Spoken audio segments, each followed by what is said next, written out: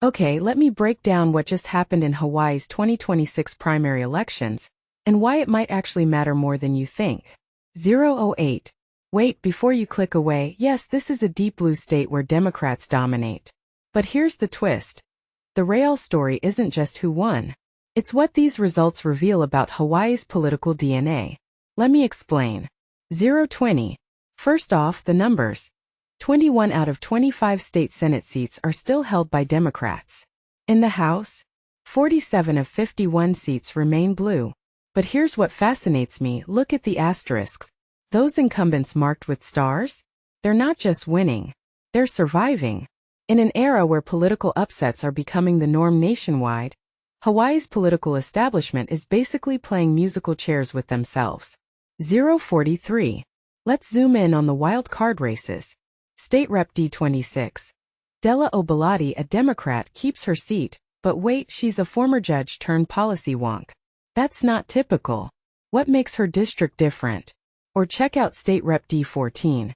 Elle Cochran, a Republican, holding on to one of only 3 GOP seats in the House. How does she do it? Is it her personality, her policies, or just geographic quirks? 105. But here's the thing most people miss. This isn't about individual candidates. It's about systemic inertia. When 85% of your legislature has D next to their name, what does that mean for actual progress?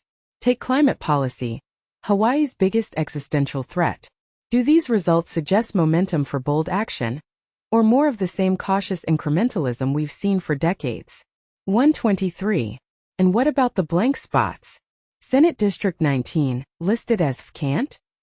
Either a typo or a terrifying omen. Either way, that empty seat symbolizes something bigger. The disconnect between Hawaii's political class and its people. Because while politicians are coasting on name recognition, the average resident is worrying about housing costs that have tripled since 2010. 142. Let's talk about the islands. On Maui, you've got Mayor Richard Bisson holding power. But did you notice the council shakeups? 2 new faces in East and West Maui. Is this the start of a generational shift? Or just token changes in a system that resists real transformation? Meanwhile, Honolulu's council results read like a family reunion. Wire, Waters, Okimoto. How many of these names have been there since your parents' generation? 204. Here's what keeps me up at night. When election results look this predictable, we're not seeing democracy. We're watching a political performance art piece. Where's the churn? The passion? The urgency? Hawaii's facing a housing crisis, climate disasters, and an economy teetering on tourism dependence. Yet the ballots came back looking like they could have been filled out in 2006. 224. But maybe I'm missing something. Maybe this stability is exactly what Hawaii needs. After all, if the system ain't broke, right? Or maybe the real story is happening at the local level. Those big island council races, for instance. Heather Kimball versus someone named Halika Goroinaba, who I assume is either a political dynasty member or an actual wizard. 243. So what now? The general election in November will be a formality for most races. But here's my challenge to you. Find one candidate who's actually proposing something radical. Something that makes you go, whoa, that could change everything.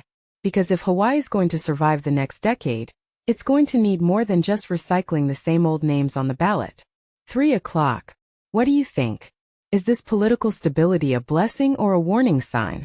Drop your take in the comments, and don't forget to hit that subscribe button if you want me to keep unpacking the weird, wonderful world of local politics nobody else is covering.